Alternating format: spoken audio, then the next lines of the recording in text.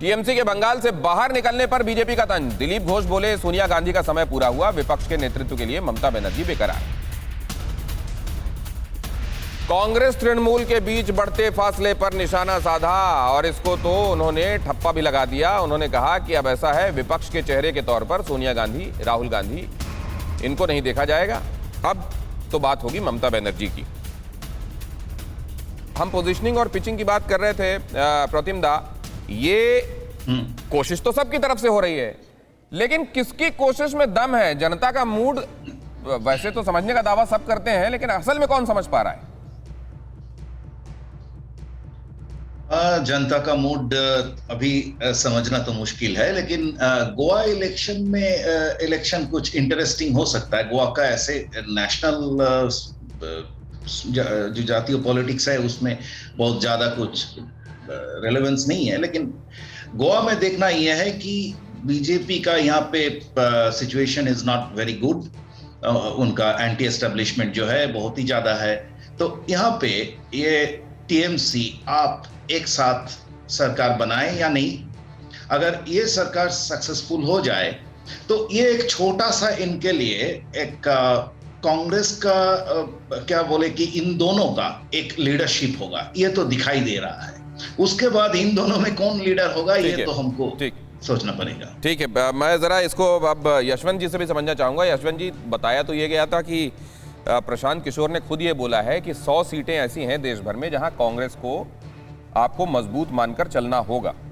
अगर ये वस्तुस्थिति है, उसके बाद ममता बनर्जी ऐसी स्ट्रैटेजी के साथ सक्सेसफुल हो सकती हैं क्या जो उन्होंने फिलहाल अपनाई है?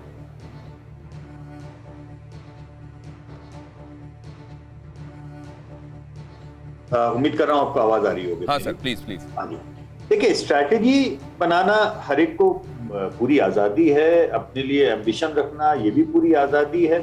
सफल कितना होगा नहीं होगा इस विषय पे अभी से कुछ कहना उचित नहीं। 100 सीटों पर कांग्रेस मजबूत है, इस बात में तथ्य है। कांग्रेस बहुत सारी जगहों पे मजबूत है और इनफैक्ट तहसीन जो 160 बोल रहे हैं वो कंजर्वेटिव एस्टिमेट है। उनका ये 160 की संख्या केवल बाइपोलर कंटेस्ट में है। वो इनफैक्ट महाराष्ट्र को भी शामिल नहीं कर रहे हैं, जहां पे वो मान के चल रहे हैं कि वहां शिवसेना और एनसीपी के साथ में उनको कंटेस्ट में जाना है। लेकिन सच्चाई ये है कि करीब करीब 225 सीटें ऐसी हैं जहां पे मुकाबला दरअसल कांग्रेस और बीजेपी के बीच में ही ठीक से हो।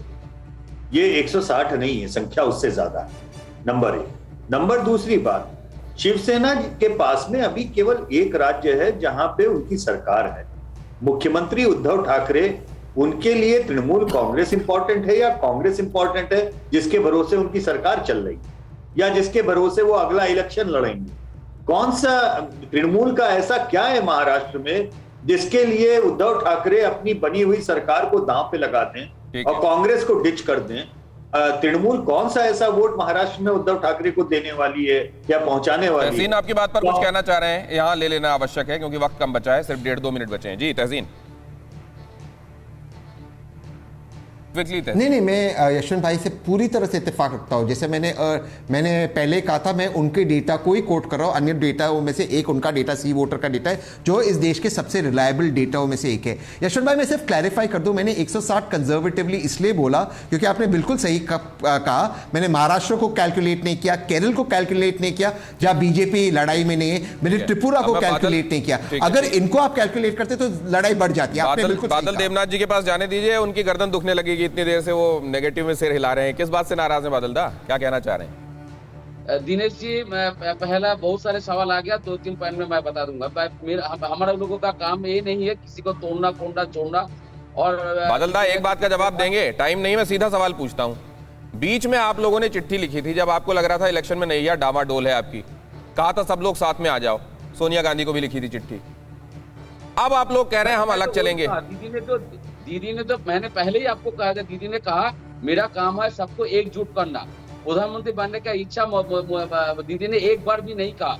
लेकिन जो मैंने कहना चाहता हूँ, पूरे देश से बहुत सारे लोग हैं जो टीएमसी में ज्वाइन करना चाहते हैं। वो लोग का इच्छा है, वो एप्लीकेशन कर रहे हैं, इसलिए ममता दीदी जा रहा है और पार्टी के संगठन तरफ से हर स्टेट में इंचार्ज बनाया जा रहा है। और इसी कारण से जैसे महाराष्ट्र में जा रहा है वह भी कुछ रिपोर्ट है, कल को आप रिपोर्ट मिल जाएगा, लेकिन हम लोग कोशिश कर रहे हैं पूरे देश में मोदी जी देश के लिए कुछ नहीं किया 2021, और देश के लोग यही चाहते हैं ममता दीदी सामने आए और ममता दीदी आगे आ रहा है। लोग चाह रहे हैं ममता दीदी सामने आए और ममता दीदी सामने आ रही हैं। अब सवाल यही है कि 1 और 1 11 बन जाते हैं, ये पहले होती है, इसी से होती है मजबूती, वरना पहले होता है बल थोड़ा, या ये इसी तरह के गठबंधनों को कहते हैं कहीं की ईंट कहीं का रोड़ा, भानुमति ने कुनवा जोड़ा। आप लोगों का बहुत धन्यवाद करूंगा।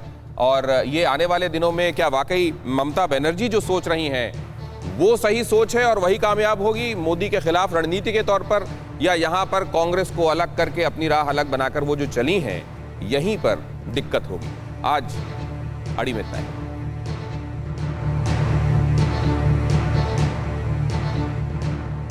परवाह देश की, सोमवार से शुक्रवार रात 10 बजे TV9 भारतवर्ष पर। देश बनता है अपने नागरिकों से, ऐसे नागरिक जो अधिकार के साथ कर्तव्य पर भी ध्यान दें, जो सच्चाई का आदर करें लेकिन असत्य से लड़ना भी सीखें, जो सिर्फ जानकार न बने बल्कि जागरूक भी रहें। इस काम में TV9 डिजिटल है आपका मददगार लगातार, ताकि आप भीड़ का हिस्सा न बने बल्कि राह दिखाएं भीड़ को। देखते रहिए TV9 डिजिटल।